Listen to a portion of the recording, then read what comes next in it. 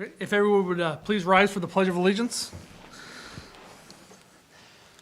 I pledge allegiance to the flag of the United States of America and to the republic for which it stands, one nation, under God, indivisible, with liberty and justice for all. Great to see everybody again this evening. We have some minutes to approve from the last meeting. I'll entertain a motion to approve those minutes. Second. First by Mrs. Baker, second by Mr. Sprague. Any questions or comments about that? Seeing none, Mr. Hancock, we call the roll. Mrs. Baker? Yes. Mrs. Matthews? Yes. Mr. Sprague? Yes. Mr. Weigel? Yes. Okay, item C, superintendent's comment. Mike? Yes, I'll keep my comments brief this evening, but tonight I really want to thank our parents, our students, administrators, teachers, support staff we're getting close to the end of the first semester of the school year, and it's been a really challenging time. And this community, from parents to teachers to staff members to administrators to this board, has done nothing but been supportive through a very, very, very challenging time. And with that being said, sometimes we don't get the opportunity to reach out and say thank you for the support, because sometimes we're dealing with just the day-to-day situation and we're worried about what's going on within the next hour, that we don't have a time to sit back and reflect. I would also like to publicly thank Mike Wright, our assistant superintendent, through all of this, just through not only his support, but in the midst of a pandemic, negotiating 4 different union contracts is a feat in and of itself, and that needs to be publicly recognized as well. And so I appreciate all the support, Mr. Wright. And as we move forward, our intent always is to do what's best for our students, and we do believe what's best for our students right now is for them to be in school. So rest assured, the community can be rest assured that we will do everything possible to keep our buildings open as long as we can do it safely. And so thank you, Mr. Weigel. Thank you. Okay. Mike? Mike's going to be next. The next item on the agenda is that weekly, or every board meeting, we like to give a COVID update. And so tonight, we're going to do that in our regular session. We usually do that in our work session, but we did not have a work session tonight. But we feel it's important for the community to hear where we're at with regard to COVID, staffing challenges, which is actually our biggest challenge, cases, quarantines, and things of that nature. So I'm going to turn this over to Mr. Wright. Thank you, Mr. Holbrook, and thank you for the shout out there. I really do appreciate it. One of the things that I do want to kind of, we're getting to a point where the information I was giving you was, kind of a week-by-week basis. What I want to turn to today is kind of a graphic nature, so that our community and so that our board can see what the trends that we're seeing are happening over the last few weeks. If you go back to the beginning of November, we were looking at about, anywhere from 2 to 6 confirmed staff cases per week. And when I talk about staff cases in this instance, I know in some of my previous updates I was discussing mainly teachers. What we're seeing now is that it's kind of going across all of our staff members. So clerical staff, cafeteria staff, bus drivers, custodians. This is actually a true representation of our district. We have about 1,200 employees.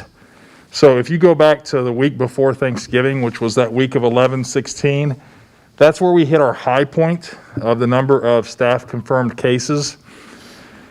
The week of Thanksgiving, we actually received notification during that week that we had 11 staff members during that 7-day period.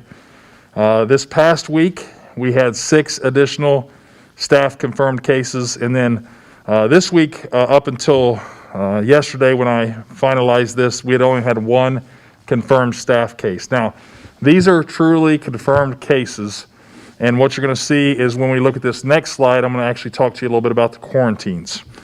So when we're looking at the confirmed cases, we hit a really high peak there in the middle of November, and it's kind of tapered off a little bit. What we are seeing, though, is that it's kind of going through a number of our staff members. Last week, we had a real struggle with some of our cafeteria staff in one of our buildings, where we had basically the entire staff quarantined because of a positive case or two within that group of individuals. So when we look at the next slide, these are actually our staff quarantines by week. And one of the things that I want to emphasize is when you see, for example, like November 2nd, we quarantined 20 staff that week. That means that those individuals were quarantined for a 14-day period. So you take that 20 plus the 10 the next week, and you're really looking at 30 for that week, and the 7 dropped off. So when you look at this, it's really on a 2-week basis up until this past week. So when you look at this, we kind of, again, throughout most of October, we were looking at, 5, 6, 7 possible staff quarantines. We are seeing a little bit of an increase in staff quarantines. Again, a lot of these are events that are taking place outside in the community, whether it be gatherings or family events. We were really concerned about coming back from Thanksgiving break that we would see an increase this week. We've not seen a drastic increase. We have seen a few more cases and a few more quarantines, but we've not seen a drastic increase. So right now, one of the things that I did earlier today was I looked at the number of absences in October, November, and December of 2019 compared to the absences October, November, and December of 2020. Our absences, realistically, in October and November were less in 2020 than 2019. Now, up to this point in December, we're actually slightly higher. The problem that we're seeing, and as Mr. Holbrook has talked about kind of throughout this whole process, is staffing. And the staffing comes down to the number of available substitute teachers. Even though October and November we were less this year, our fill rate for substitutes was anywhere between 15 and 20% less this year than what it was last year. So we're just not seeing the available substitutes to fill in when we do have those absences. So that's going to continue to be a challenge. I'm sure as long as we're dealing with this COVID impact, we're going to see that there's not going to be as many available substitutes. So we're still going to be kind of battling through those challenges as we head into the new year as well. We did get a little bit of good news this past week when it comes to quarantines. So middle of last week, the Center for Disease Control, along with the Ohio Department of Health, based on the data that they've been examining over these last 6 to 7 months, they changed the rate of quarantines and the lengths of quarantines. So the length of time for quarantines has traditionally been 14 days. Once you were exposed, once you were around someone who was symptomatic, once you were around someone who tested positive, you were going to be quarantined for 14 days. That was kind of just the standard protocol. Well, what they've seen is that 14 days may not always be necessary, so they're providing 2 reduced interval quarantines for individuals who are exposed. Now, this does not impact those who actually test positive at all. This is only individuals who are exposed to an individual who has tested positive. We can actually reduce the quarantine to 7 days if that person who is impacted and exposed gets a negative test on day 5 or later of that quarantine. So for example, if I was exposed to somebody over the weekend on Sunday and I have a test today, Thursday, that's day 5, and I get the results back before Monday, I would be able to return back to work on Monday. So it has to be that day 5, 6, 7, then you can return back to work on that 8th day.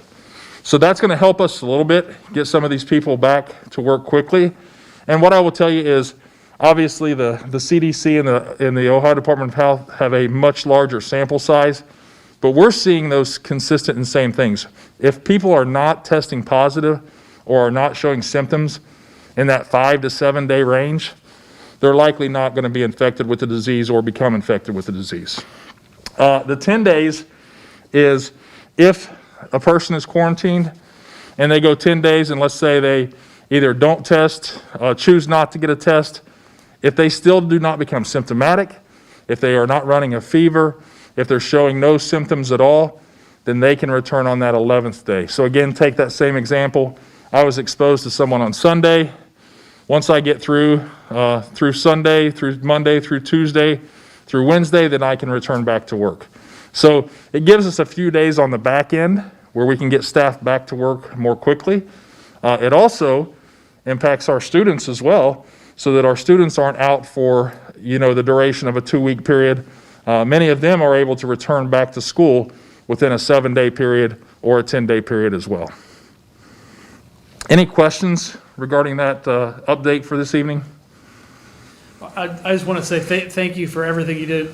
I kind of sound like a broken record because we say this every meeting, but from the board, we certainly appreciate all your efforts. Okay. Mike, thank you. Thank you. I appreciate it. Okay. Anybody got any questions? Okay. I'm going to move down to the next item on the agenda, item E, or letter E, the approval of Butler Tech for the next 3 years will be Mrs. Matthews, and we'll entertain a motion for that. I'll make that motion. I'll second it. All right. Got a first by Mrs. Baker, second by Mr. Sprague. All in favor? Aye. Aye. Congratulations. You'll be a great representative. Yeah. Looking forward to it. Good. Okay, letter F, approval of the 2-year contract for the Htca. Mike, I want to thank you for all the work you've done on this. Mike Wright's the one that needs to be thanked. I gave him a little guidance, but beyond that, Mike has worked tirelessly to negotiate these 3 contracts that you're seeing on the board tonight. Great job. Yeah, great job on all 3. Yeah. So we'll take these separately. We'll entertain a motion to approve the Htca contract. So moved. Okay. Second. I got a first by Mr. Sprague, second by Mrs. Baker. All in favor? Or Mr. Hancock? Mrs. Matthews? Yes. Mr. Sprague? Yes. Mr. Weigel? Yes. Mrs. Baker? Yes. And I'm sorry I didn't ask if there's any That's okay. questions or comments. But again, thank you very much. Approval of, I want to go to the next item, G.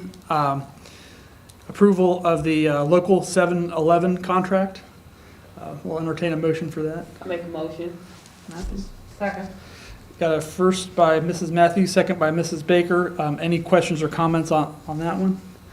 No? Mr. Hancock, will you call the roll? Mr. Sprague? Yes. Mr. Weigel? Yes. Mrs. Baker? Yes. Mrs. Matthews? Yes. Okay, and our letter H, approval of the 468 contract. I'll entertain a motion for that one. So moved. Second. Okay, first by Mr. Sprague, second by Mrs. Matthews. Any questions or comments on that one? Again, thank you very much for all your work on this. I know this was trying at times, but we got the job done, so appreciate all involved on that. Mr. Hancock, will you call the roll? Mr. Weigel? Yes. Mrs. Baker? Yes. Mrs. Matthews? Yes. Mr. Sprague? Yes. Okay. All right, we'll move to the consent agenda. Again, we got 3 items on that. We'll entertain a motion for the consent agenda. So moved. Second. First by Mrs. Baker, second by Mr. Sprague. Any questions on that? Seeing none, Mr. Hancock? Mrs. Baker? Yes. Mrs. Matthews? Yes. Mr. Sprague? Yes. Mr. Weigel? Yes. Okay. And Mr. Hancock, I'll let you. Alrighty.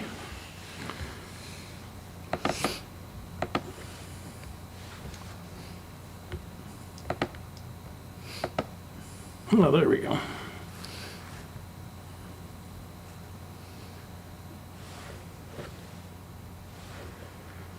And let's see, let's grab that one. Oh, here we go. And we had this issue last time. We had to go back in and cast just slightly different.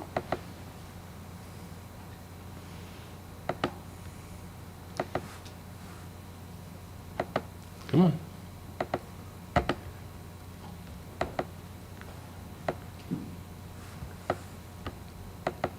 We'll give it one last shot.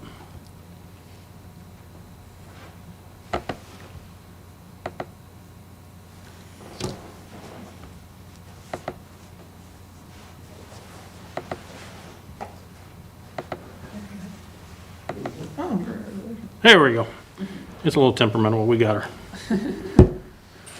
All right, we are through November, which gets us 5 months through the fiscal year, almost halfway home. We have now spread out the numbers for the financial forecast, which was submitted at the end of November, and so that's reflected here. So these numbers start tightening up a little bit from what we've been seeing. And so the revenue anticipated at 43.18 million, coming in at 43.23, or 48,425, better than planned. No real magic in that. We knew most of these answers as we were spreading the numbers based upon the time we were doing it. What you would have seen back in last month, you would have had a pretty good positive variance on general property tax, because we had an estimate of about a 10% reduction on that first or second half settlement that came in August. That did not occur, and we've been talking about that. But what you will notice is that it's not too far off of what it was last year, 8,149,264 versus 8.208 million. So it was very strong compared to last year's settlement, and so that is good news. The tangible personal property tax came in at 75,000. We'll see where that goes. It's supposed to go to about 220, I believe, at the end of the year, if I remember numbers correctly. Unrestricted grants and aid running slightly less than last year, not to be unexpected at this time, because we took the cut in May and June last year of $1,098,000. We're taking the cut of $1,098,000 over the entire year, so I would expect that number to be tracking that way. Restricted grants and aid is going to be the same kind of thing. It's a little bit lower than previous years. Not a problem. Property tax allocation, again, is going to run kind of in line with the general property tax, so that's been tracking as we anticipated. And then all other operating revenue. This is a line item I didn't even mess with when I did the November update as far as spreading out the numbers month by month. I just left it right at a 43,000 positive variance, because I think we'll continue to eat into that a little bit as we go forward.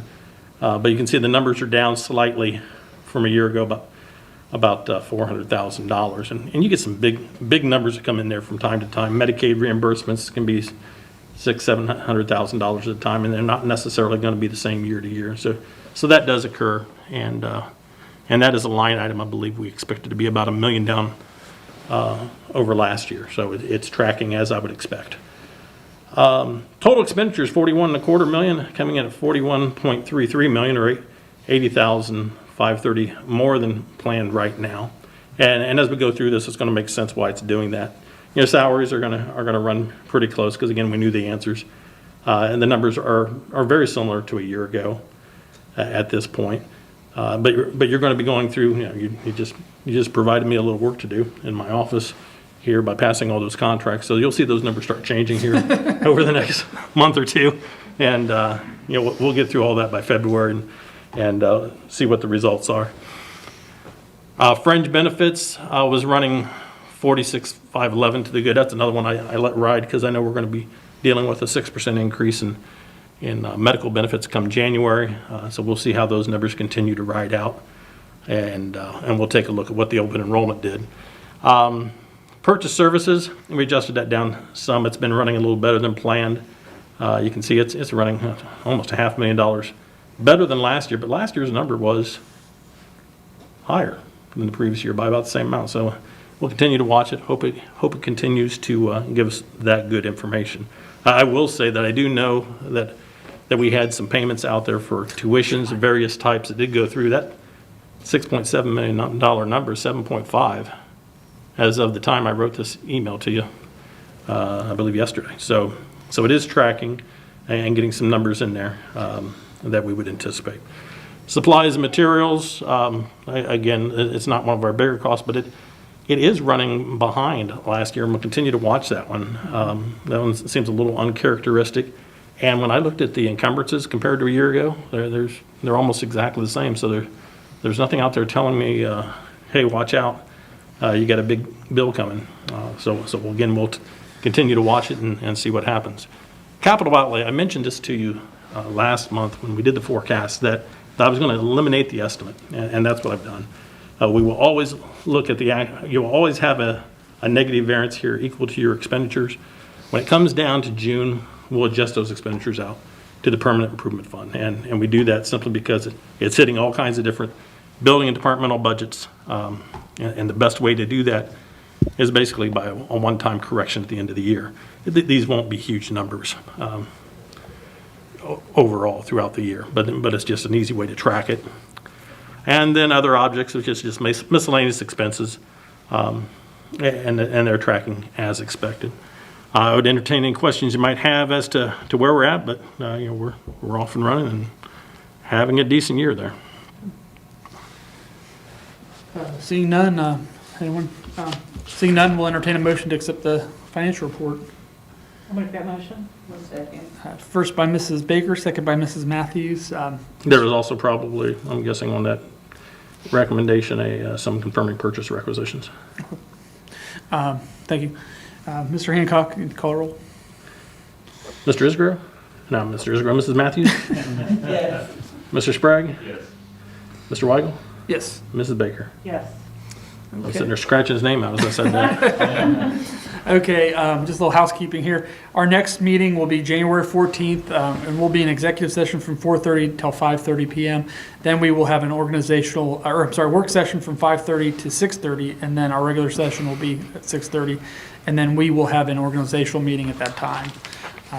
And so again, that's January 14th, 2021. Entertain a motion to adjourn. Before we do, I just want to say thank you for leading us through the past 2 years.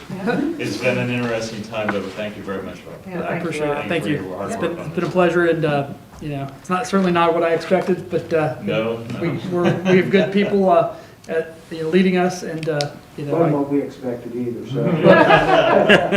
well, when you have good people like we have here in Hamilton, it certainly makes it a little easier. So, Thank you. And thank you. Best of luck next Thank you. I need it. And I think we need a motion to adjourn. I'll make that motion. Second. Okay, got first by Mrs. Baker and second by Mrs. Matthews. Mr. Hancock? All in favor? Aye. All opposed? Okay. I think we're clear. All right.